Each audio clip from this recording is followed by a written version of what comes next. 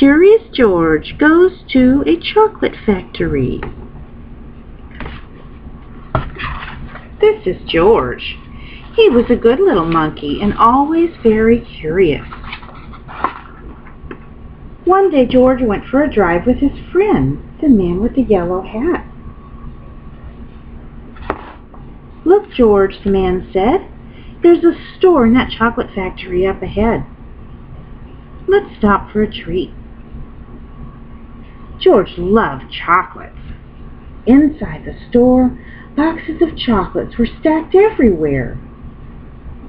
But the man with the yellow hat found his favorites right away. "George," he said, "wait here while I buy these, and please stay out of trouble." George looked around the store. He saw chocolate-covered cherries and fudge-flavored lollipops. A chocolate bunny caught his eye. Then something else caught his eye. What were all those people looking at? George was curious. He climbed up to get a better look. Through the window he saw lots of trays filled with little brown dots. What were all those little brown dots?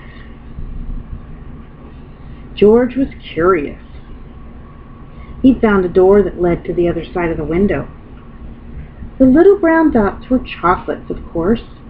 A tour guide was showing a group of people how to tell what was inside the chocolates by looking at the swirls on top. This little squiggly squirrel meant fudge. This one that looks like a C means caramel or caramel. And this white wiggle that looks like a W or an M is for marshmallow.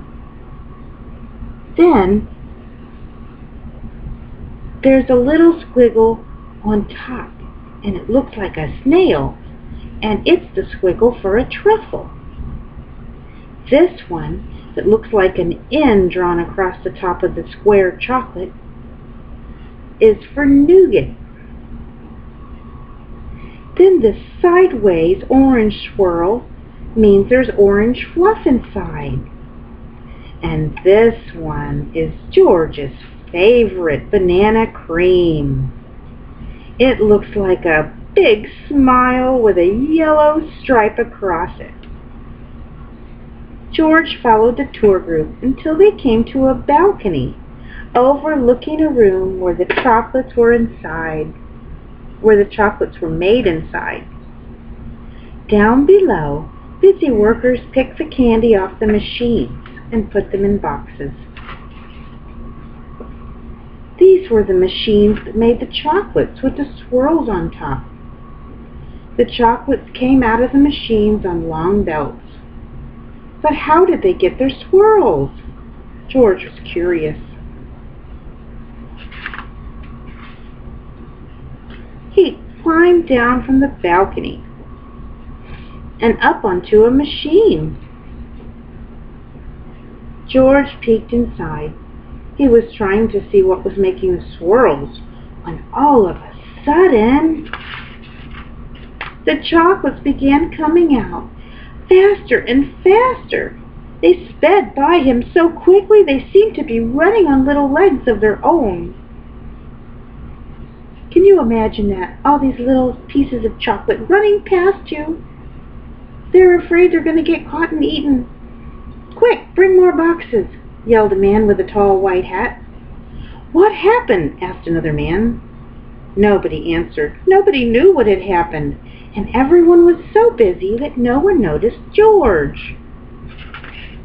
The workers began to fall behind,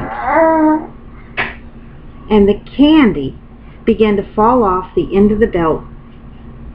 "Save the chocolates!" yelled the man with the tall white hat. Meanwhile, George saw one of his favorites whiz by. He tried to catch the banana cream chocolate, but it was too fast.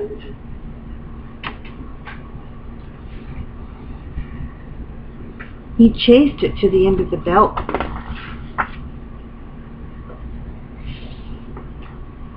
At the end of the belt were a pile of chocolates. Growing taller and taller, George had never seen so many chocolates. As he searched for the banana cream, he put the others in empty boxes. George was a fast worker. Someone noticed and yelled, "Bring that monkey more boxes. He's helping us catch up."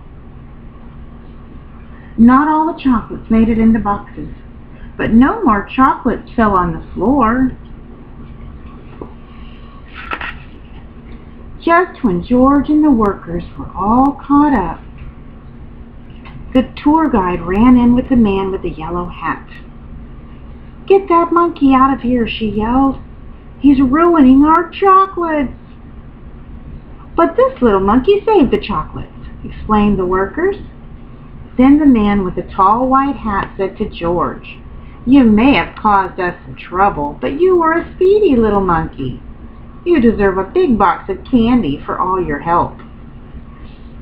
George was glad that he was not in trouble, but he did not take the chocolates. Back in the parking lot, the workers waved goodbye as George and his friend got into their little blue car. "George, are you sure you don't want any chocolates before we leave?" asked the man with the yellow hat. George was sure.